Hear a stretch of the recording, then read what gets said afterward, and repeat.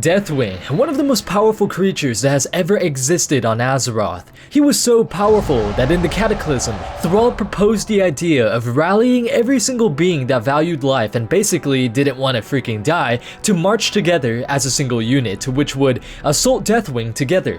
However, Alexstrasza responded that Deathwing at this point was so strong that no physical attack, no matter how powerful, would be able to harm him. Even if every being rallied together and did try to beat the shit out of Deathwing, it would do them no good. That is why we had to travel back in time to obtain the Dragon Soul and then use it to defeat Deathwing. But you all know how powerful he was physically, but how well versed was he in the magical arts? How did he use his skill and this criteria to further his goals? Deathwing was pretty much as well-rounded as you can be. He was a force to be reckoned with, but he was also an exceptional magic user, able to assume a mortal identity and influence events which would ensue catastrophe for whomever he was manipulating. In the First War, when the Horde invaded Azeroth and started assaulting human lands, Stormwind called out to Lordaeron for aid, but a noble human who was present during Stormwind's plea for reinforcements openly laughed at the idea of an alien race invading their world, basically saying that they were pretty much full of crap and that there were absolutely no such thing, nor have there ever been any such thing as an orc. The nobles continued by saying that what the crisis actually was in Stormwind were rebellious citizens who were attacking the city. This noble single-handedly shifted the perspective of the human kingdoms, leading to Lordaeron refusing to send aid to Stormwind and ultimately allowing Orgrim Doomhammer and the Horde to conquer the kingdom. This noble was Deathwing in disguise. Whenever he spoke, he charmed those who listened.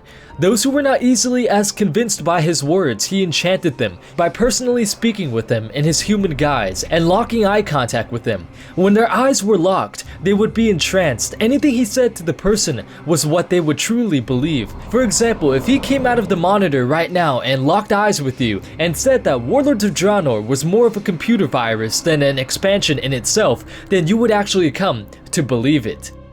The person he would speak to would also have no recollection of the scenario that happened. They would not see it as if Deathwing had literally manipulated them, locking their eye contact and planting his thoughts into that person's mind, but instead they would see it as a normal conversation taking place between two people. In the Second War, Alterac betrayed the Alliance by allowing the Horde safe passage through their lands in exchange for the Horde to spare them. This ultimately gave the Horde the possibility to reach Lordaeron much easily and quicker than they would have been able to otherwise. When the Second War ended and the Alliance emerged victorious, the Alliance were enraged with the treachery of Alterac and their ruler, King Paranold. As a result of this, they did not know what to do with the kingdom. Some debated as to whether or not the kingdom should exist in the first place, while others sought to put a new king and ruler in place of King Paranold. This is when Deathwing once again took up the form of a human, appearing as the distant cousin of King Paranold, a noble by the name of Lord Prestor. He began charming the human kingdom's leaders, so much so that Taranis agreed to crown him as the ruler of Alterac and also arrange a marriage between him and his own daughter, Kalia. Whenever tensions would raise with debates between the human leaders such as Gen Greymane and Admiral Dalen Proudmoore, Deathwing would simply walk into the room and tensions would simmer down.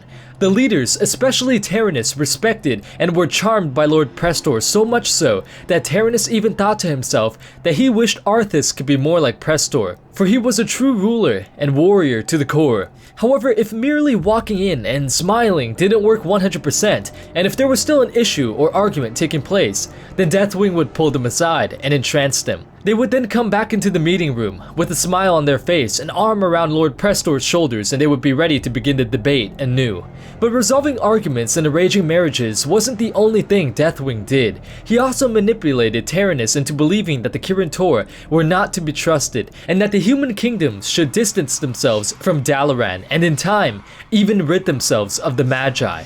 Thankfully, however, before his plans could come to fruition, the other dragon aspects were able to regain their powers from the Demon Soul and attack Deathwing, gravely injuring him and driving him into exile, both in dragon form and as his human form, Lord Prestor. To the humans, it would seem that Prestor was a godsend, holding the Alliance together and possessing the ability to resolve any argument. In reality, however, he was the Destroyer, Deathwing, and he sought to tear the human kingdoms apart from the inside out. And this is the story of how Deathwing manipulated people of how he was so cunning that not only did he influence events of the First War, but the events leading after the Second War as well. If you guys enjoyed the video, please give it a like down below. It really shows that you guys like this type of content, and if you want any more lore topics or any other topics or videos I should cover, go ahead and comment them down below and I'll go ahead and look over them. Once again guys, thank you so much for watching, and as always, peace out and take care.